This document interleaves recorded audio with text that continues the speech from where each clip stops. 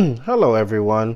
Welcome to the second episode of XL Tribesman Podcast. So, this week, I wanted to talk about persistence because it literally feels like sometimes I'm not moving, like I'm literally stuck in place.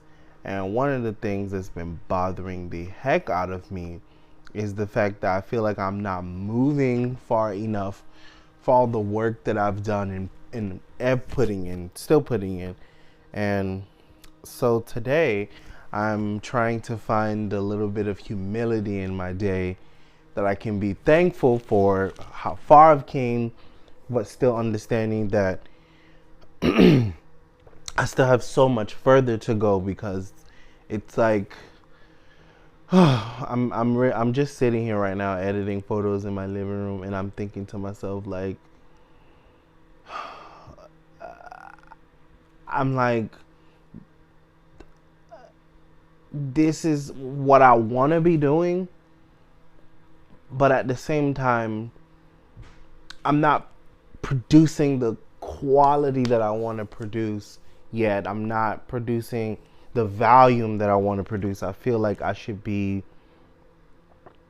doing, 5 to 7 shoots a week. And like this week happens to be a really blessed week where I'm actually doing 5 shoots. So no complaints this week.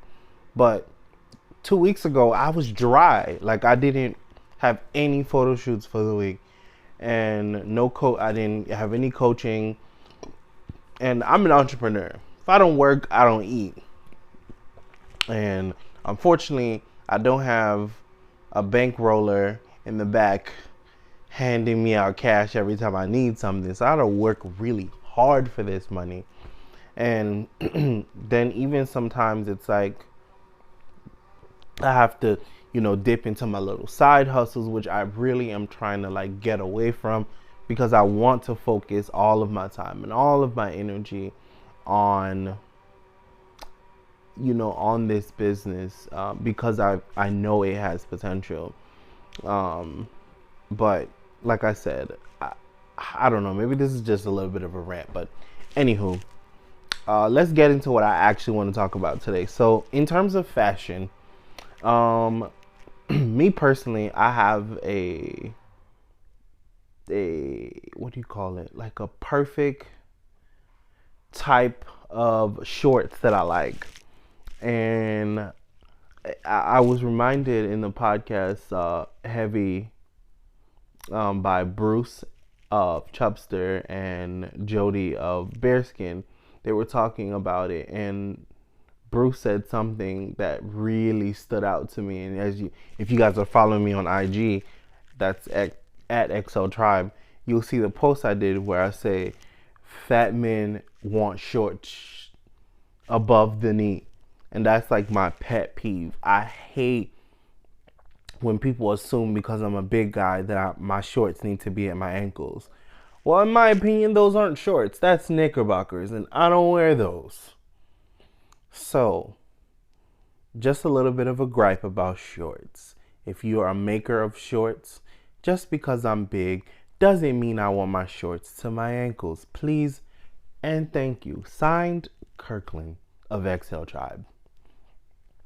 Another thing I want to get into, because it's summertime and we've already entered for most parts of America. It's, well, not America, but most everywhere, it's about the summer season. So it's getting hot if it isn't already hot, or it's hot as hell. If you're in places like Florida and California and Nevada, it's hot as hell right now. But so we're getting to that season where, people wear flip-flops, they wear tank tops, they're wearing shorts, they're wearing bathing suits. And I know for a lot of us big guys, this is the time of year that we try to stay in the house because we sweating too much, or we just afraid of anything that has to do with summer because it requires you to wear less clothes. So you get a little bit frightened. I want to give you this word of encouragement. Because even I'm not perfect, or not perfect, but even I'm not, I haven't always been comfortable although it may seem that way, I haven't.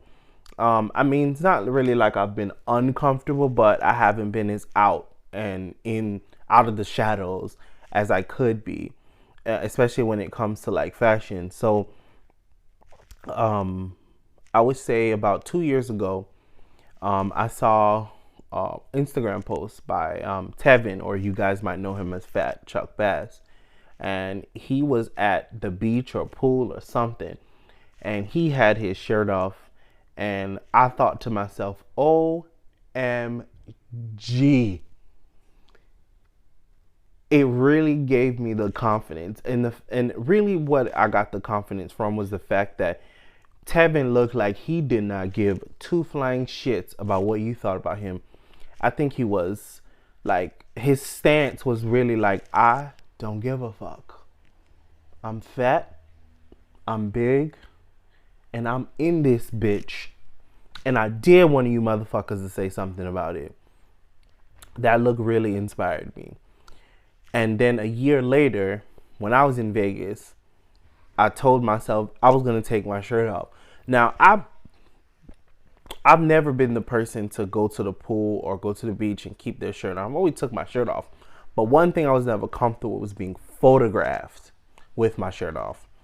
So last summer, I told myself I'm going to take my shirt off at the pool, at the beach, and this is gonna be the shit.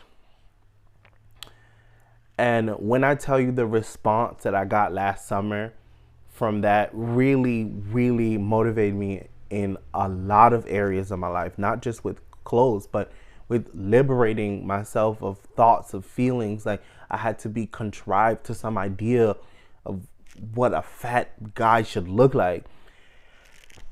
And I say all that to say, I want you guys to understand that just because summer is here, and because people have told you how you should look in the summer, fuck all that shit. Let it go. Let all of the ideas of what people think of you go. I want you to wake up today or tomorrow.